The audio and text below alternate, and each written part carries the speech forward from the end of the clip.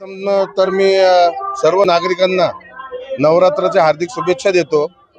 आणि आपल्या सर्वांना माहिती आहे की 2 दिवसापूर्वी जे आमचे ज्येष्ठ पदाधिकारी आहेत, ज्येष्ठ नागरिक आहेत, त्यांना भर चौकात साडी नेसून त्यांची जी अवहेलना केली, त्यांचा जो अपमान केला, आणि तो अपमान फक्त एक ज्येष्ठ नागरिकांचा नव्हता, तर तो अपमान ते दलित असल्यामुळे पूर्ण दलित समाजाचा अपमान होता।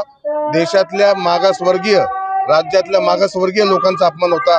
त्याचबरोबर जी साडी या नवरात्रीच्या पवित्र दिवसामध्ये आपण देवीला परिधान करतो, ती साडी त्यांनी पुरुषाला परिधान करून महाराष्ट्रातील नव्हे तर देशातील नवरात्री, आज पवित्र नवरात्र चालू आहे, देशातील समस्त महिला वर्गांचा त्यांनी अपमान केलेला आहे।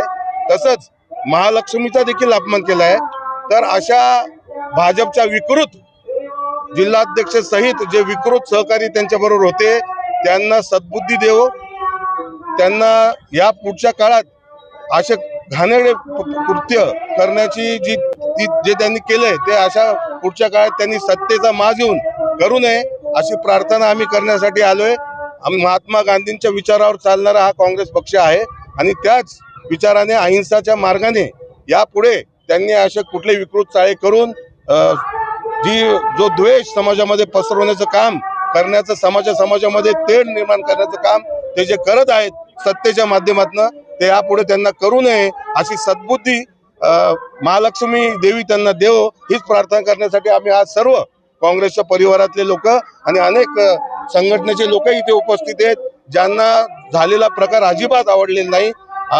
जो प्रकार घडला त्याची निंदा सर्व स्तरात होत आहेत, असे सर्व लोक आज इथे उपस्थित आहेत। आम्ही अहिंसेच्या मार्गातून देवीला प्रार्थना केली आहे की या नराधमांना लवकरात लवकर त्यांनी जे कृत्य केलेलं आहे त्याची शिक्षा त्यांना लवकरात लवकर मिळो। धन्यवाद।